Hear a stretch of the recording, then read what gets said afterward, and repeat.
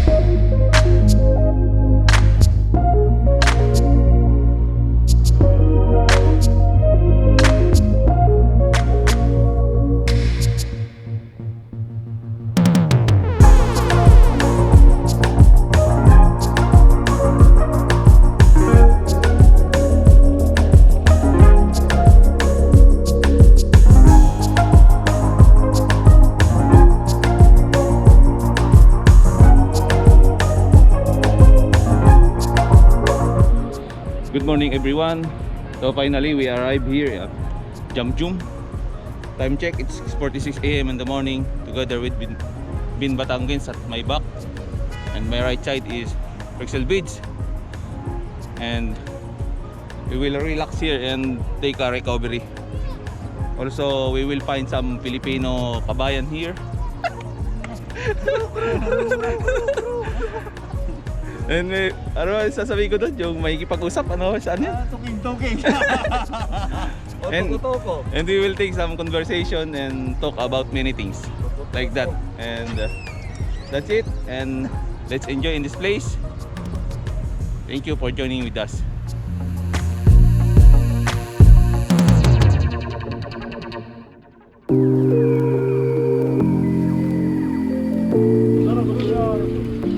So pinibit-bit lang namin yung bisikleta namin, no? Kasi may bawal pumadyak sa area na to. Meron ditong mga tao dito, may nagbabantay.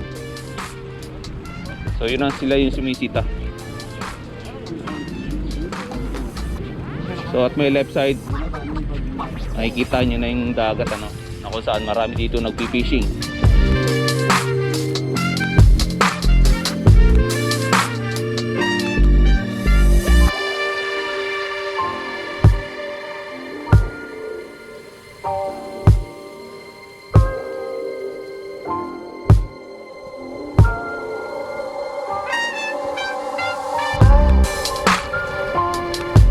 So we see here some fish they catch already in that sea. I forget the name of this fish, but this one is good for sinigang. Yun na, hindi mo nakikita yung isda. Ay, ang dami. Ano? Ano ka ba? Isda lahat yan, guno ang tawag lang sa amin yan. Tawag sa amin yan, guno. As you can see in my front, there's a pelican seabird or pelican bird.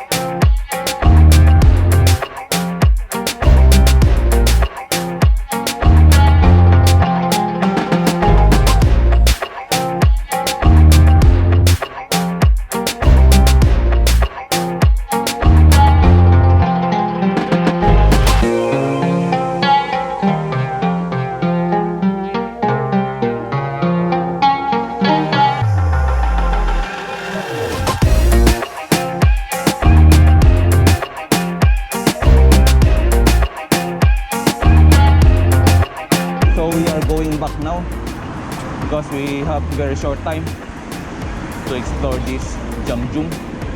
Jamjoom is a very nice place if you want to do some, like if you want to go for breakfast and go for picnic here, if you want to do some conversation with your friends, meet up. This place is highly recommended to all Filipinos and some new friends.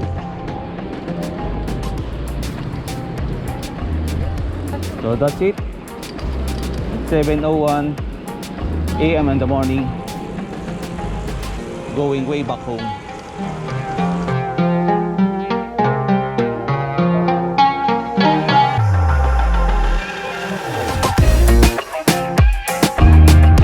So kakarera po kami dito, uphill to tulay sa papuntang fish market. Karera po kami, sige. Sige Brad. Hello. Woo! Mahina ka pala sa ahon.